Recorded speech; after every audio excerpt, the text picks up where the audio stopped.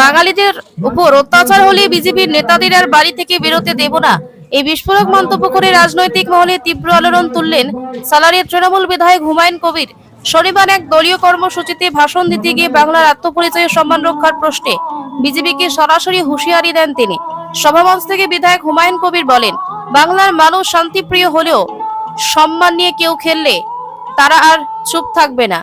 BJP নেতারা বারবার বাঙালিদের অপমান করছেন, তাদের অধিকার ছিনিয়ে নিচ্ছেন, ভাষা ও সংস্কৃতিকে অপমান করছেন। এই অপচেষ্টার ফল খুব ভালো হবে না বলেও স্পষ্ট জানান তিনি। তিনি বলেন, বাংলার মানুষকে যদি দ্বিতীয় শ্রেণীর নাগরিক মনে করা হয়, যদি আমরা দেখি কোথাও বাঙালিদের উপর পরিকল্পিতভাবে আক্রমণ চলছে, তাহলে আর সহ্য করব না। বিজেপি নেতাদের ঘর থেকে বেরোতেই দেব না, দরজায় দরজায় প্রতিবাদ হবে। বাংলা তার সম্মানের জন্য শেষ রক্তবিন্দু পর্যন্ত লড়বে।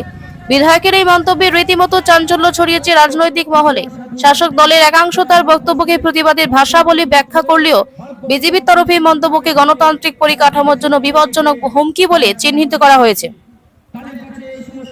বিজেপির এক স্থানীয় নেতা বলেন, এটি স্পষ্ট হুমকি, এর বিরুদ্ধে আমরা প্রশাসনের দ্বারস্থ হব।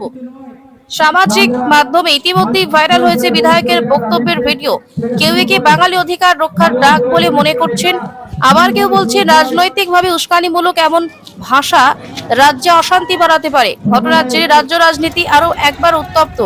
বাঙালির স্বাভিমান বনাম রাজনৈতিক কৌশল, এই দ্বন্দ্বেই যেন দুলছে বর্তমান পরিস্থিতি।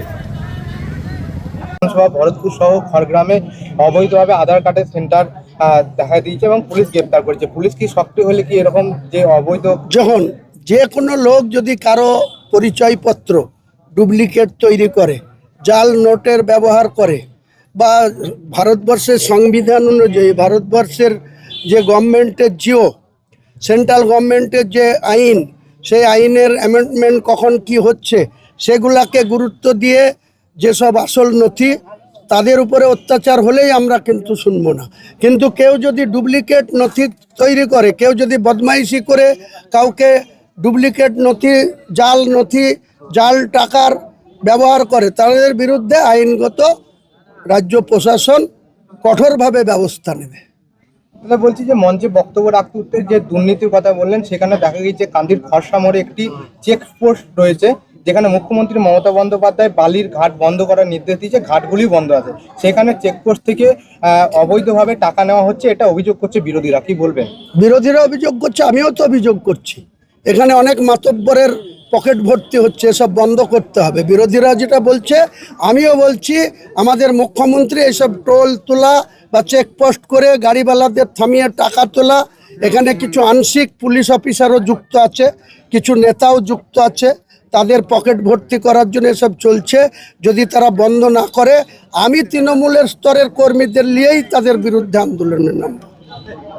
বলছি যে অনেক ব্লকে যারা দলীয় কর্মী রয়েছে বুথ লেভেলে, তারা বঞ্চিত হয়েছে, মানে বঞ্চিত আছে, যে তারা আশঙ্কায় ভুগছেন যে ব্লক নেতৃত্ব তাদেরকে সম্মান দিচ্ছে না। তাই বিধানসভা নির্বাচনের আগে কি তাদের কি সম্মান দেওয়া হবে, মানে যারা যে বুথ লেভেলে? উচিত, যারা ভোট দিয়ে এই সরকারের হাত শক্তিশালী করে, সরকারের দীর্ঘমেয়াদী সরকার প্রতিষ্ঠা করে, তাদের প্রকৃতপক্ষে ন্যূনতম মর্যাদা, ন্যূনতম অধিকার ঠিকঠাক করে পাওয়া উচিত।